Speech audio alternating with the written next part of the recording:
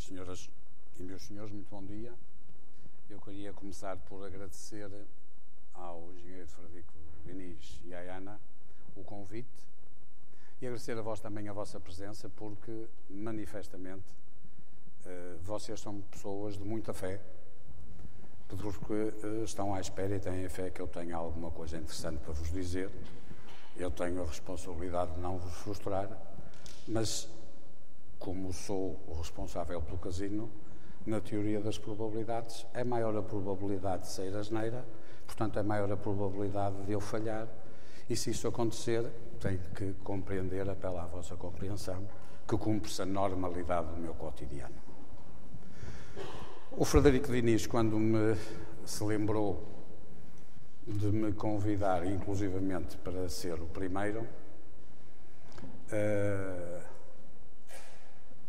deu-me o tema de Entre Nós e as Palavras. E depois de ouvir Mário Cesarini, o espaço de liberdade e de criatividade é muito pouco. Mas a verdade é que eu tenho que o fazer. E tenho, para além da restrição de falar depois da poesia de Cesarini, uma outra restrição, 18 minutos. O primeiro chip de informação que existiu e que ainda não foi completamente bem sucedido, apesar de ter 2000 anos, foi Cristo, quando, ao verificar que tinha um produto imaterial dedicado à humanidade, que era a religião, que era a prática do bem, a escolha do melhor, tinha um produto velho, o Velho Testamento, e resolveu fazer um Novo Testamento. E para isso modificou o seu produto. O produto dele era o decálogo, as 10 leis que tinha dado no alto da montanha a Maomé, e resolveu reformular o seu produto. E o primeiro chifre de informação é os 10 mandamentos reduzidos a um só. Há 2000 anos que a coisa ainda não funcionou muito bem. Continua a haver muita dificuldade na prática daquele mandamento único, versão chipada. Querem que eu fale sobre as palavras, e nós, em 18 minutos. Cristo não foi bem sucedido, o Cesarini já disse tudo, eu não tenho a palavra fácil. Bom, Entre Nós e as Palavras, o próprio título, o próprio verso de Cesarini, é ele próprio um conjunto de equívocos. Mas Entre Nós e as Palavras é uma sugestão de escolha que eu tenho que fazer entre nós, eu, os meus, vós e as palavras de um lado? Ou entre mim de um lado, vós do outro e as palavras do outro, e fazermos aqui um triângulo que nunca será um triângulo equilátero, dificilmente será isósceles, garantidamente será escaleno. Mas o que é isto? Bom, como é que eu vos posso falar? Seguindo a tentativa da moda e do chip, em PHs e em PDIs. Eu recordo-me na minha juventude, o meu avô me falar muito em PH, palavra de honra. Falava-me em PH, palavra de homem. Falava-me em PH, palavra de humor.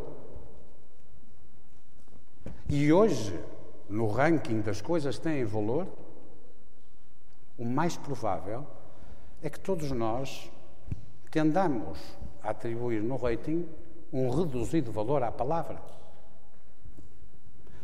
Talvez a Standard & Poor's a qualificassem como lixo. Porque a palavra entre os homens tem cada vez menos valor. E à medida que as palavras foram aumentando no uso do nosso cotidiano, foi aumentando a dificuldade de comunicação, de compreensão e de coesão entre nós. No limite do caricatural, todos nós temos um estoque médio de palavras, que os filologistas sabem, que é em função da escolaridade, em função da prática de vida, são 400, 600, 800 palavras, os génios ultrapassam as 1000 palavras. E a verdade é que, se eu pensar, por exemplo, nas comunidades piscatórias, nas comunidades agrícolas, naqueles que têm reduzida escolaridade, Os erros de comunicação entre eles são muito poucos.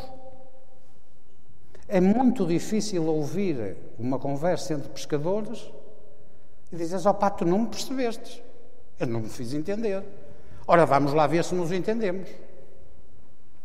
Todos nós que somos profissionais e que hoje temos uma modalidade de instrumento de exercício profissional que é a reunite aguda, passámos a ver assim: ó pá, tu não me fizeste perceber.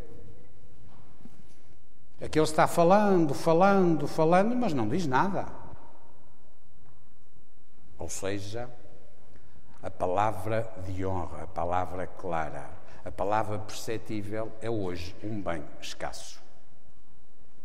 E de tal maneira assim é que no próprio direito até está salvaguardado com valor jurídico o erro na declaração. A diferença entre aquilo que eu digo e aquilo que eu queria dizer, e até se inventou a expressão do politicamente correto. E o politicamente quer dizer a de conveniência, aquilo que, hipoteticamente, o nosso ouvinte quer ouvir. As palavras de circunstância. Eu costumo dizer que há palavras cujo significado sozinho é claro, o sim e o não. Eu inverto o significado. Se antes lhe puser pois. Se eu quiser falar fino, digo pois não e quer dizer sim. E quando quer dizer sim, pois não. Ou seja, a própria palavra dá uma elasticidade enorme e abre um imenso campo à incompreensão. E aquilo que a palavra deveria ser, que era um ponto de união, um ponto de solidariedade, um ponto de compreensão, um ponto de desenvolvimento, é o ponto de todas as divergências. Eu sei que nós nunca fomos estimulados a estudar o dicionário. É talvez um dos livros que vale a pena estudar. Eu recordo-me que quando comecei a trabalhar, me dediquei nas horas vagas, de vez em quando dizia assim: vou tratar de mim. E tratar de mim era divertir-me, e comecei a estudar as páginas amarelas, que é uma coisa que hoje não há. Ou se há, ninguém me liga nenhum. E ao fim de algum tempo das páginas amarelas, detectei uma coisa muito interessante. As páginas amarelas são fundamentalmente uma organização de comunicação estabelecida por ramos de atividade profissional, seja a nível individual, seja a nível coletivo. E então todos tendem a pôr, se acrescentam para além do nome, um desenho. Só havia uma profissão que punha rostos de pessoas. Curiosamente, a dos cangalheiros.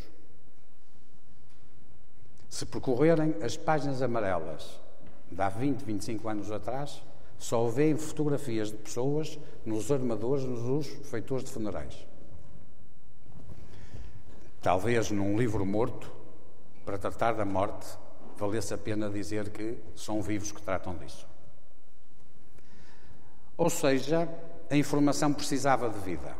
E por isso, a própria vida sintetizada, ela está no dicionário. E eu faço-vos um convite.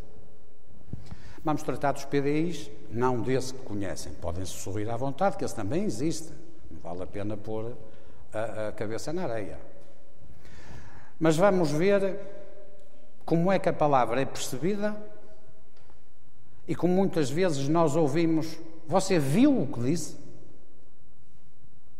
E a querer emprestar a força da imagem a uma palavra dita. Você pensou o que disse? A espontaneidade impensada? Você pesou o que disse? Quantas vezes nós ouvimos isto de retorno quando chocamos alguém? E por isso a palavra vale a pena ser trabalhada em termos de PDI. Com o significado de poder, com o significado de peso e, portanto, de significado propriamente dito e de palavra. E se seguirmos a ordem alfabética do próprio dicionário, dos primeiros PDIs pujantes é a palavra de identidade, o poder da identidade, o peso da identidade. Ou seja, a própria palavra, a primeira coisa que transporta é o peso, a personalidade, a pessoa do autor. Depois, leva o peso da ignorância, que curiosamente é dos maiores pesos que nós transportamos. Convido-vos a fazer o acompanhamento a este raciocínio. Todos nós, quando nascemos, dizemos que trazemos uma herança cultural. O Gasset acrescentava-lhe nós as nossas circunstâncias e o nosso peso cultural. E a verdade é que todos os dias colhemos informação. Mas é muito mais a ignorância que acrescentamos que a informação que acrescentamos. Porque à nossa volta ocorrem milhões de coisas que nós nem sabemos que elas que existem. E, portanto, a nossa ignorância é ela própria ignorante da ignorância que nós temos. E aquilo que, com o meu ADN, porque todos nós temos 2 ADNs, um que toda a gente fala e poucos percebem, e outro que toda a gente esquece, mas é o único que vale a pena não perder de vista, que é o afastamento da data de nascimento. E com o nosso afastamento da data de nascimento, com o nosso DNA aumentar, aumenta o peso da nossa ignorância. E a ideia que a idade nos traz mais sabedoria, traz-nos milagrosamente muito mais ignorância. Mas traz, obviamente, coisas muito interessantes. O peso da imaginação, a palavra da imaginação. Mas também traz a palavra da indiferença. Traz a palavra do investimento.